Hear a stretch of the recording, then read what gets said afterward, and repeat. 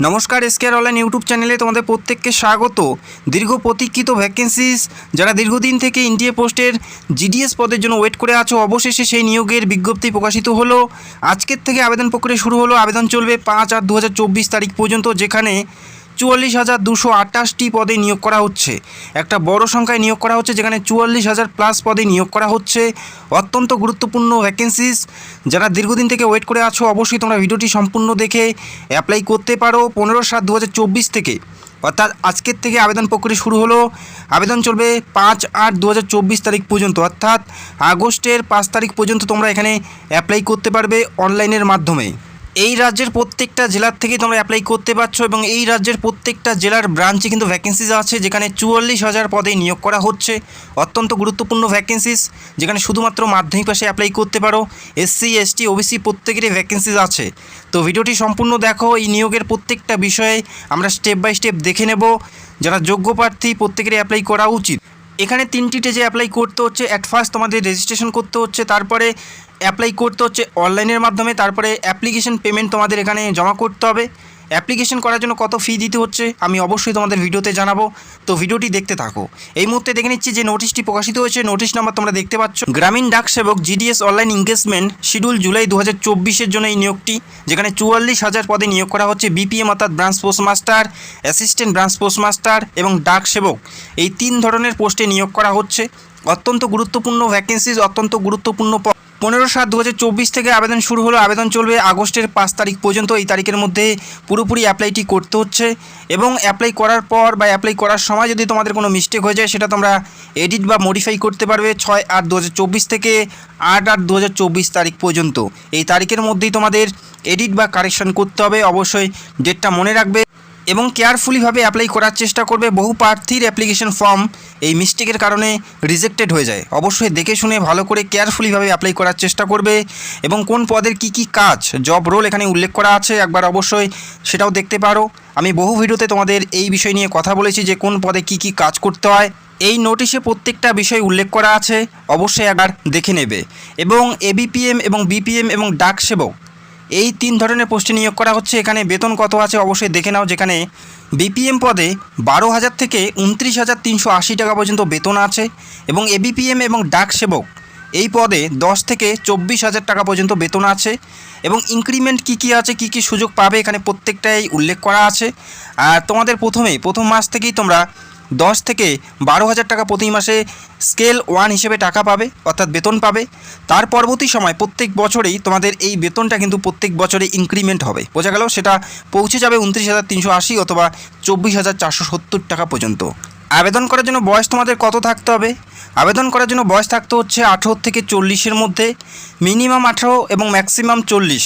18 থেকে 40-এর মধ্যে যাদের বয়স, তারা প্রত্যেকেই তোমরা এলিজিবেল, প্রত্যেকে অ্যাপ্লাই করতে পারো। যারা জেনারেল, মিনিমাম 18 এবং ম্যাক্সিমাম 40, অর্থাৎ 40-এর বেশি হলে তোমরা অ্যাপ্লাই করতে পারছো না এবং 18 কম হলে তোমরা অ্যাপ্লাই করতে পারছো না, যারা জেনারেল। পাশাপাশি এসসি এসটি 5 বছর, ওবিসি 3 বছর, অর্থাৎ এসসি এসটি হলে তোমরা 45 পর্যন্ত এখানে অ্যাপ্লাই করার জন্য সুযোগ পাচ্ছ। পাশাপাশি ওবিসি হলে 43 পর্যন্ত তোমরা এখানে অ্যাপ্লাই করার জন্য সুযোগ পাচ্ছ। ইডব্লিউএসের বয়সের কোনো ছাড় দেওয়া হয়নি এবং ফিজিক্যাল ডিসেবল প্রার্থীরা কাস্ট অনুযায়ী তারা ছাড় পাচ্ছে। এখানে অ্যাপ্লাই করার জন্য যেটা শিক্ষাগত যোগ্যতা উল্লেখ করা আছে, শুধুমাত্র মাধ্যমিক পাস প্রার্থী প্রত্যেকেই এখানে অ্যাপ্লাই করতে পারো। শুধুমাত্র মাধ্যমিক পাস প্রার্থী প্রত্যেকেই তোমরা অ্যাপ্লাই করতে পারো, মেল এবং ফিমেল। শুধুমাত্র মাধ্যমিক পাস হলেই তোমরা এখানে অ্যাপ্লাই করতে পারো। আর এখানে উল্লেখ করা আছে অবশ্যই তোমাদের মাধ্যমিকে ম্যাথ এবং ইংলিশ তোমাদের থাকতে হবে। আশা করি কম বেশি প্রত্যেকেই তোমরা ওয়েস্ট বেঙ্গল সেকেন্ডারি এডুকেশন থেকে মাধ্যমিক পাস করেছো, সেক্ষেত্রে প্রত্যেকেরই ম্যাথ এবং ইংলিশ আছে। আশা করি অ্যাপ্লাই করতে কারো কোনো প্রবলেম হবে না।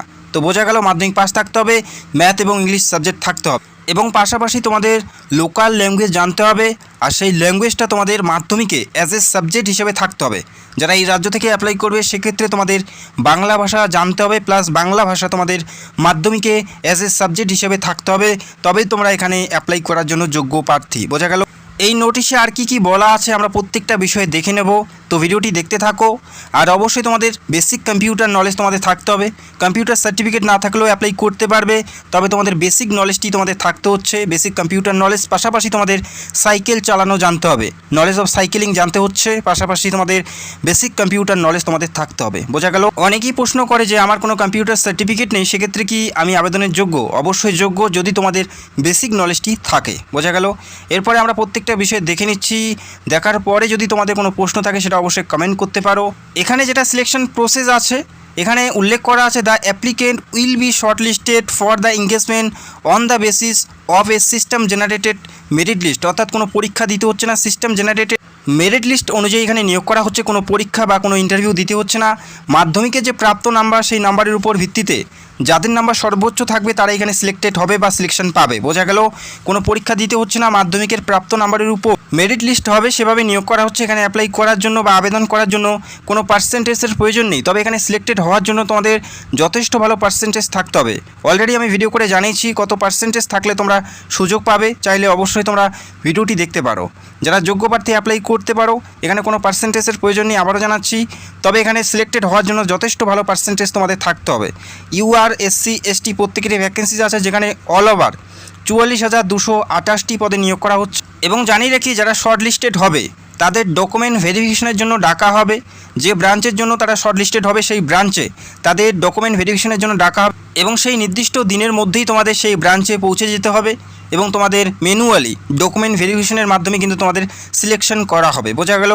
আর অবশ্যই যে সমস্ত ডকুমেন্টগুলো তোমাদের থাকতে হবে, মার্কশিট, আইডেন্টি প্রুফ সার্টিফিকেট এবং কাস্ট সার্টিফিকেট যদি তোমরা কোনো কাজ থেকে বিলং করো সেক্ষেত্রে PWD সার্টিফিকেট যদি তোমাদের প্রয়োজন থাকে, এছাড়াও এজ প্রুফ সার্টিফিকেট তোমাদের থাকতে হবে বা সেখানে নিয়ে যেতে হবে যখন তোমাদের ডকুমেন্ট ভেরিফিকেশন হবে। তো আশা করি তোমরা বুঝতে পারলে।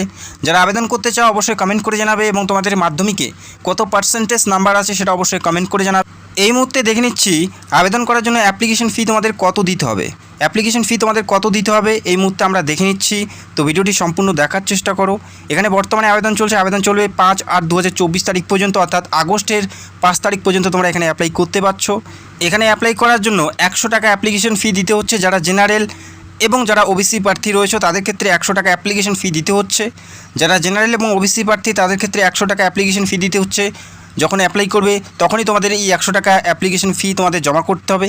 পাশাপাশি SC ST যারা আছে, যারা PWD আছে, তারা একদম বিনামূল্যে এখানে অ্যাপ্লাই করতে পারে।